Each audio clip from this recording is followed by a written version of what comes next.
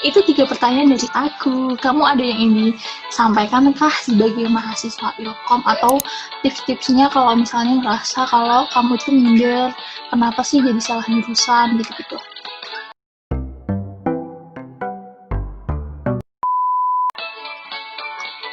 Em, Apa ya? Mungkin kalau jadi anak ilkom itu harus banyak explore, harus banyak Banyak teman. berinteraksi. Ya banyak teman juga, dan banyak interaksi, banyak explore juga. Karena memang selama ini aku pelajarin, karena aku jujur aku tidak punya banyak teman. Maksudnya kayak tidak punya banyak kenalan juga. Tapi aku selama kuliah ini, aku benar-benar nge-explore diri aku gitu loh. Kayak, oh ternyata aku tuh bagus di bidang ini, oh ternyata aku kayak gini. Dan segala macamnya. Itu bisa dibaca dulu komennya Agung. Oh, oke. Tapi ya sekarang ini kita wajib banget punya skill di luar konsentrasi yang kita miliki kan. Anak Ilkom itu harus dapat fleksibel dengan belajar ilmu di luar cakupan Ilkom sih menurutku. Bener banget, Bung. Itu Aku banget. aja yang kemarin dapat ilmu baru dari bagian korsek itu, jadi aku bener-bener nggak tahu kan, kita kan nggak pernah belajar masalah administrasi, nggak pernah belajar masalah hitung-hitungan gitu kan. Aku tuh bener-bener disuruh bikin invoice, terus aku ngitung, inputin data, administrasi, bener-bener yang kayak kerjaannya sekretaris gitu loh. Dan ya Allah itu tuh baru yang aku dapetin di luar kemampuan aku. Dan sebagai seorang anak ilkom yang harus pandai jadi problem solving, itu tuh bener jangan sampai menolak kesempatan gitu loh. Kalau ada peluang tuh dapat ambil langsung, jangan pernah ditunda-tunda gitu loh menurut aku. Itu sih menurut aku. Kita harus cepat belajar sih, menurut aku dituntut untuk harus cepat multitasking juga, harus bisa ini itu, harus pandai-pandai atur waktu juga. Benar. Kamu kuliah di Ilkom, fasilitas apa sih yang menurut kamu menunjang banget selama kamu kuliah di sana?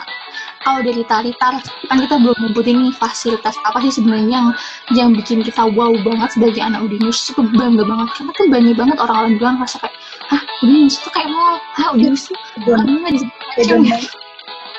Ya, selain kalau menurut aku, kalau yang paling bikin aku seneng tuh kelasnya full AC. Karena ketika full AC jadi nyaman tuh belajarnya, kayak nggak kepanasan dan kadang kedinginan juga saking dinginnya.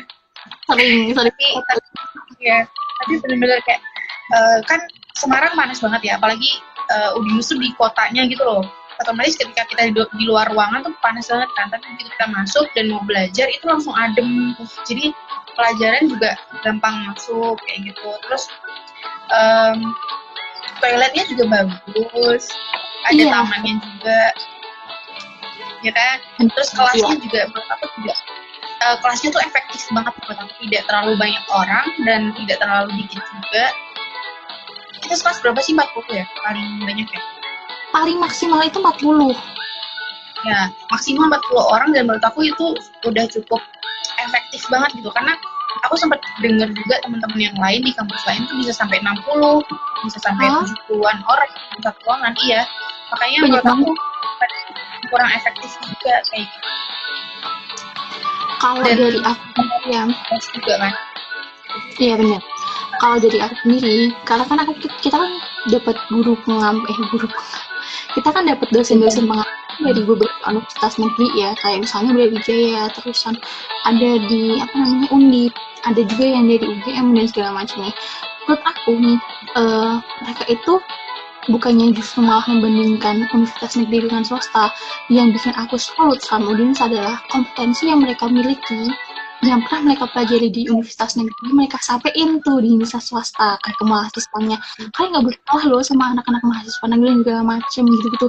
Jadi motivasi yang mereka share kasih ke kita itu nggak main-main gitu. Itu yang bikin aku seneng yang pertama. Yang kedua masalah toilet, bener banget kan. Terus yang ketiga, aku suka banget sama tamannya, ya kan. Punya prospek-prospek buat bangun Udinus menjadi lebih eco-friendly gitu-gitu kan. Itu sih menurut aku yang suka banget. Terus selain itu kelas, emang kelas tuh menurut aku yang justru yang harus bikin kita nyaman saat belajar, karena kan dengan jumlah yang banyak itu malah jam kita sumpek ya kan.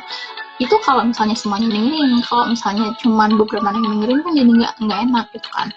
Terus yang sebenarnya ada aku komen sedikit tuh, kalau misalnya kamu pernah dengar nggak roastingannya Coki Muslim soal parkiran Udinus yang sempit, Iya. kan? Terus dia datang tuh ke Udinus bilangnya, kata siapa apa parkiran Udinus nggak sempit gitu kan. Sebenarnya tuh emang nggak sempit gitu kan, yang bikin sempit adalah ketika jam-jamnya sibuk mahasiswa datang, terus kita bentak sama jam-jam lain gitu. Akhirnya ketika kita datang tuh ke parkirannya tuh habis. Ini aku nggak muncul lagi tapi Nggak tahu, dia kayaknya lagi menyimak ya. oh nyimak. Oke deh, lanjut nih. Ini aku mau tanya, ini penting banget sebenarnya. Kan kita kan kemarin corona, kita ketunda kuliah selama kurang lebih 1 semester ya. Satu Iya. semester kita tunda buat kuliah. Apa yang bikin kamu kangen ketika nanti kamu balik lagi buat kuliah? Karena kan ketika kita balik itu kan semester 7 tuh, tinggal akhir-akhirnya, kita jarang banget akan pergi ke kampus. Yang bikin kamu kangen banget kalau kuliah di UDIN itu apa sih? Pasti vibes-nya sih, kayak ketika kita datang ke kelas itu kan aku kayak biasanya kalau misalnya jeda kelas kan pasti kita pergi nih sama teman-teman gitu kan. Ya vibes nungguin kelas, nungguin jeda kelas itu, terus kemudian ngobrol di kelas, terus diskusi di kelas juga, itu pasti seru banget, apalagi kalau dosennya memang sering ini juga ya, interaksi sama mahasiswanya, itu pasti kangen banget kan, tanya-tanya juga kayak lebih, dan emang lebih enak ketika kita datang ke kelas dan dengerin dosen ngejelasin gitu dibanding online sekarang. Kan kalau online kan kayak mungkin dosennya via dari via Zoom atau Gmail atau mungkin lewat WA, itu kayak menurut aku connectionnya kurang ini aja sih. Kalau kita kan pasti kangen lebih ngobrol langsung kan, lebih enak gitu. Kangennya itu. Bener banget, kalau aku lebih dikangenin tuh kalau teman-temannya sih. Jadi kan kadang kita suka ngegeng-ngegeng gitu ya. Jadi kayak ini anak pasti mainnya sama ini anak pasti mainnya sama ini. Apalagi kalau misalnya waktu lebaran, enggak lebaran deh, yang puasa. Kita kan sering banget buka puasa di kampus, ya kan? Itu galuh aja ya kan. Sering banget kan kita kapan ya bidik gitu. Itu ya bikin kangen sebenarnya. Dan yang paling bikin kangen lagi adalah Dagung. Udah lama banget kita Gung ya. Gung. Pokoknya aku nggak sih, kangen sama vibes-nya, kangen buat nonton bareng lagi sama tadi. itu iya banget, itu banget. Itu sih, itu kalau dari aku segitu sih, Tas. Jadi pembahasan kita di malam hari ini mengenai enaknya kuliah di Ilkom Udinus. Pokoknya tuh kalau misalnya kalian benar-benar suka sama jurusannya, apalagi Ilkom, itu cakupan yang kalian pelajari itu banyak banget, selain gimana cara ngomong yang benar, ya kan? Kadang banyak banget nih orang-orang yang nggak bener kalau ngomong, cepat-cepat kah, nggak tahu conclusionnya apa, tiba-tiba bilang aja sundak-sundak sini-sini gitu kan. Dan sebenarnya komunikasi itu jauh lebih dimana kita bisa mengkomunikasikan sesuatu, entah satu arah, entah dua, kita bisa mengkomunikasi sesuatu dua arah, dan bisa intinya bisa ke transfer dengan baik gitu kan. Terus sih, kalau dari kamu ada pesan-pesan nggak, Tar?